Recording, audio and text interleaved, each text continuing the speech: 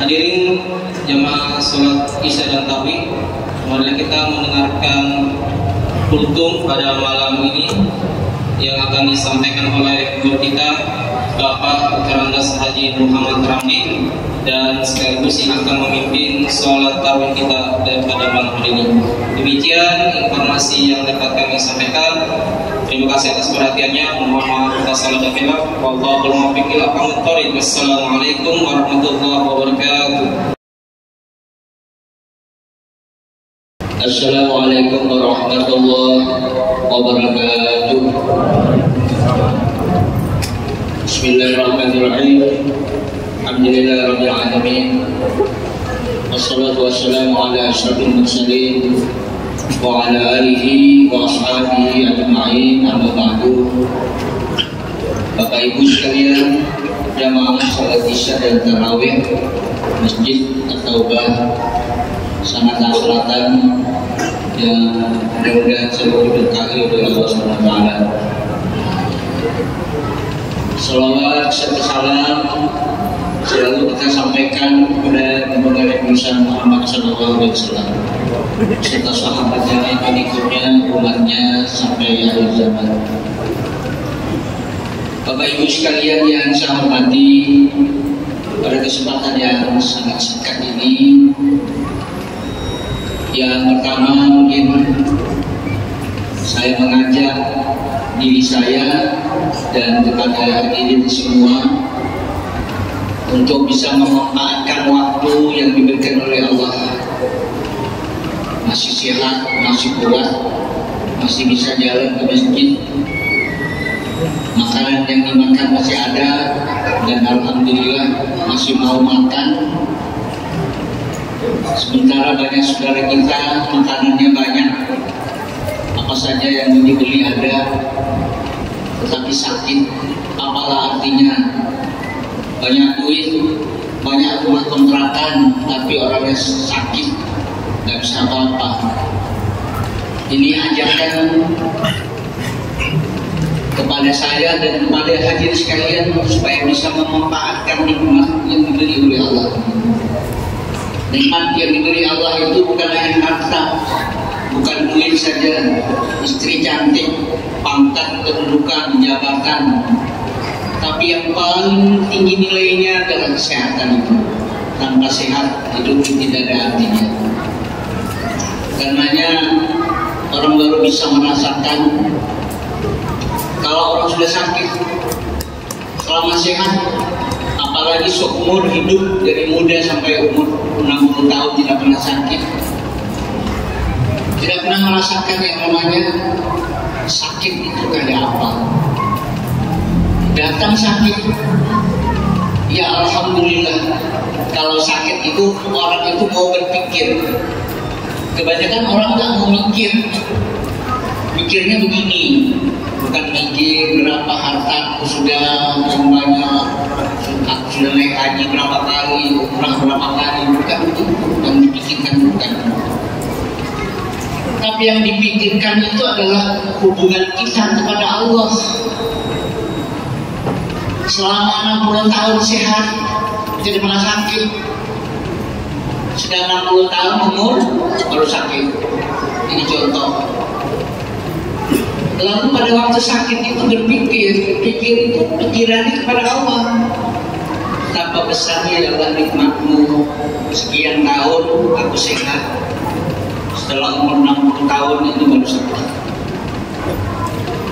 Lalu di situ orang bisa berkata, alhamdulillah ya Allah, selama hidupku 60 tahun tidak pernah maksiat. Itu kalau dia berkata demikian, itu untung. Tapi kalau di hatinya ngomel, kenapa ya Allah aku diberi sakit? Kenapa ya Allah aku diberi sakit? Seolah-olah hidup tidak ridha dengan apa yang ditakdirkan oleh Allah.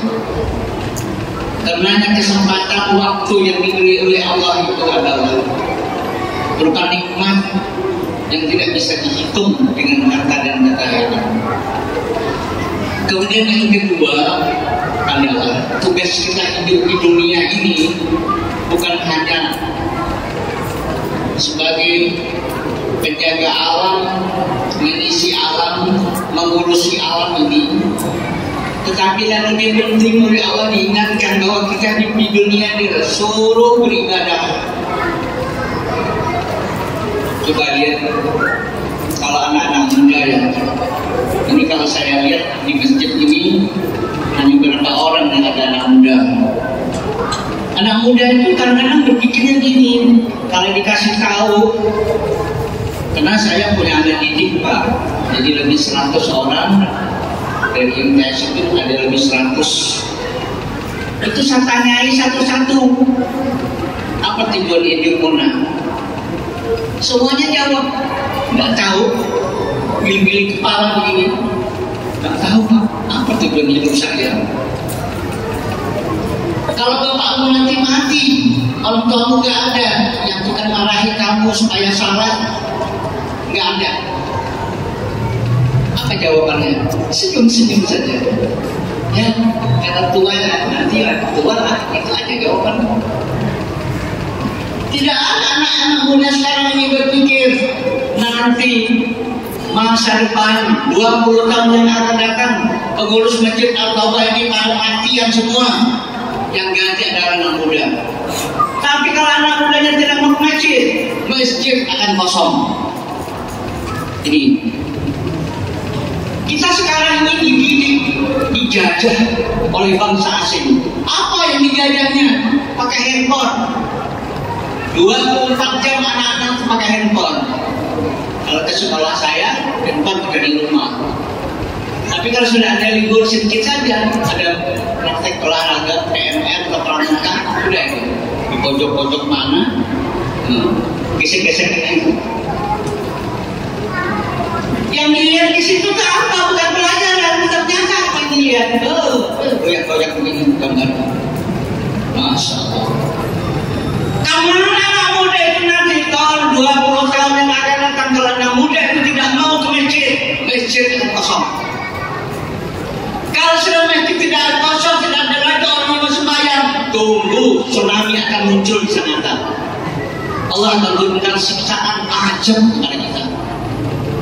Kalau masih ada orang tua yang mau masih berdoa kepada Allah, meminta ampun, memuji kebesaran Allah, insya Allah sangat aman.